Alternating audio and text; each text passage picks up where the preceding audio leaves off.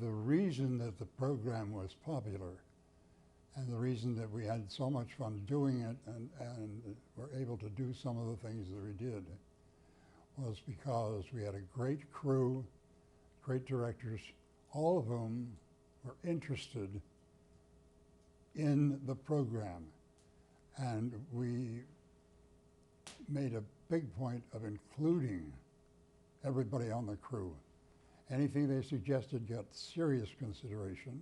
Yeah, we made our own sets, and most of them they used later on, well, after we had left the series.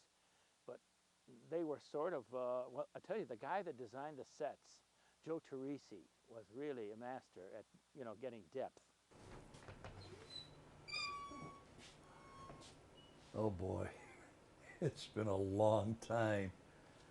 I don't believe this. I was right here from the very start of Monster Movie, right to the very end. I worked here for 42 years, so I didn't miss much of that era. Well, we used most of the studio, this whole area right here, all the way over, and this set is now where most of the stuff was shot, right here. We had all of our sets in this area, in and around. I designed all of the sets from scratch, from nothing, whatever I could find here. You see the cinder block walls we're surrounded by here.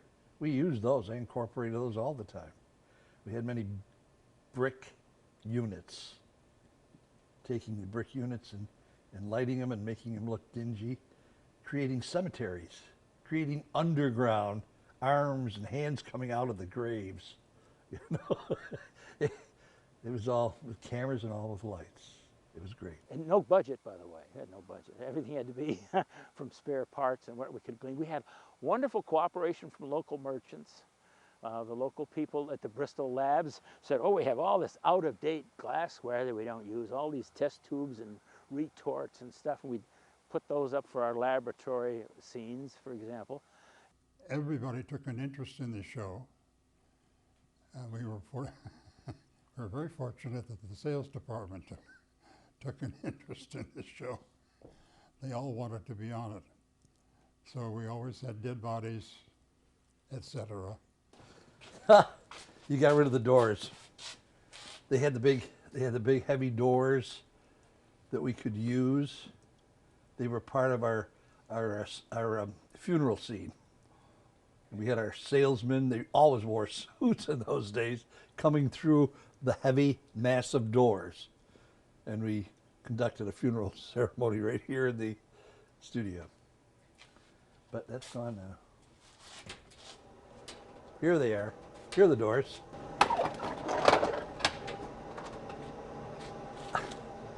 You see these thick doors? When I saw these, I said, hey, we can put these to use. We always put everything around this building to use. Whatever we needed, it was here. It was just a matter of using your imagination a little bit. But we took these heavy doors and we turned these into massive doors for our funeral procession. Wow. We got ideas from the films that we were going to show. Then some things were ideas that started with one show and we could stretch it through 2 or 3 weeks with the same general idea, the same setting.